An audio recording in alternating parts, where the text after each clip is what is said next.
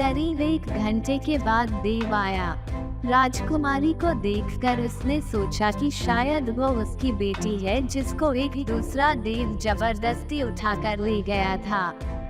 वो उसकी तरफ दौड़ता हुआ बोला, ओ मेरी प्यारी बेटी, तुम वापस कैसे आई? उस नीच से तुम कैसे बच पाई? राजकुमारी ने तुरंत ही हालात का अंदाजा लगा लिया। वह बोली, जब वह सो रहा था पिताजी, तब मैं वहाँ से भाग निकली। कुछ समय तक राजकुमारी देव के पास रही। वहाँ उसको देव और परियां देव की बेटी ही समझते रहे। वो वहाँ जो चाहती वो करती थी और जहाँ चाहती वहाँ जाती थी। उसकी प्रार्थना पर देव ने उसको कई जादू भी सिखा दिए थे, जैसे किसी आदमी को मरा हुआ कैसे दिखाना, फिर कैसे उसे जिंदा करना, छिपी हुई चीजों का पता लगाना, आदि आदि। एक दिन उसने अपनी ताकत से यह पता लगा लिया कि राजकुमार एक परी के कान के बुंदे में छिपा हुआ है।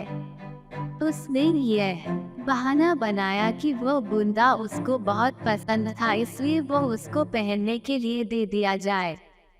पहले तो परी ने कुछ ना नुकुर की, पर फिर उसको देव की बेटी होने के नाते उस बुंदे को दे देना पड़ा, लेकिन इस शर्त पर कि वह बुंदा वह उसको अगले दिन दे देगी। राजकुमारी इस बात पर राजी हो गई। जैसे ही परी ने उसको अपना बुंदा दिया और वो वहाँ से चली गई, राजकुमारी ने अपने जादू से राजकुमार को उसमें से बाहर निकाल लिया।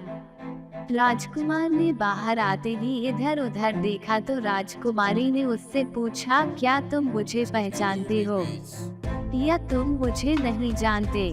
मैं तुम्हारी पत्नी हूँ। तुम्हारे लिए मैंने अपने पिता का घर छोड़ा। तुम्हारे लिए मैंने उस बागीचे में जाने की हिम्मत की जिसमें तुम लेटे हुए थे।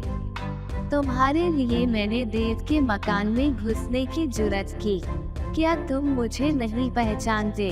राजकुमारी बोली, आओ चले, मैं तुम्हें अब बताऊंगी कि तुम्हें क्या करना है।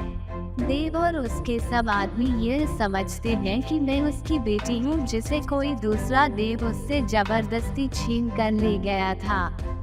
अब मैं तुम्हें अपने पिता देव के पास ले जाऊंगी और उससे कहूंगी कि जब मैं उस भगाने वाले देव से बचने की कोशिश में भाग रही थी तो तुम मुझे मिल गए। तुम्हारी सुंदरता देखकर मैं तुम्हारे ऊपर रीझ गई और मैंने तुमसे शादी कर ली। मैं उसको यह भी बताऊंगी कि तुम एक शाही खानदान के हो, इसलिए वह हमारी शादी को मान ले। जब वो यह सुनेगा तो वह बहुत खुश होगा। तुम डरना नहीं, आओ और देखो कि क्या क्या होता है। राजकुमारी की बात ठीक निकली। पिता देव अपनी बेटी की शादी की बात सुनकर बहुत खुश हुआ।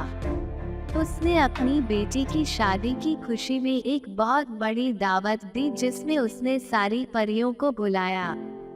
राजकुमार और राजकुमारी देव के पास कुछ हफ्तों तक आनंद से रहे।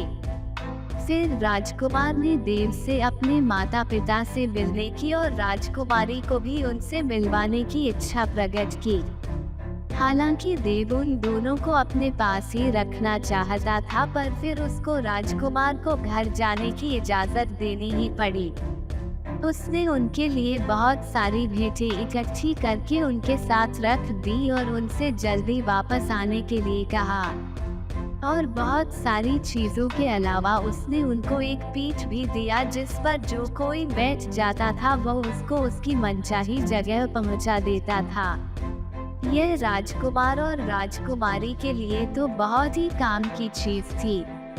उन्होंने उस पीठ में अपना खजाना भरा और उसके ऊपर बैठकर देव और सारी परियों को विदा कहकर राजकुमारी के पिता के राज्य चले गए।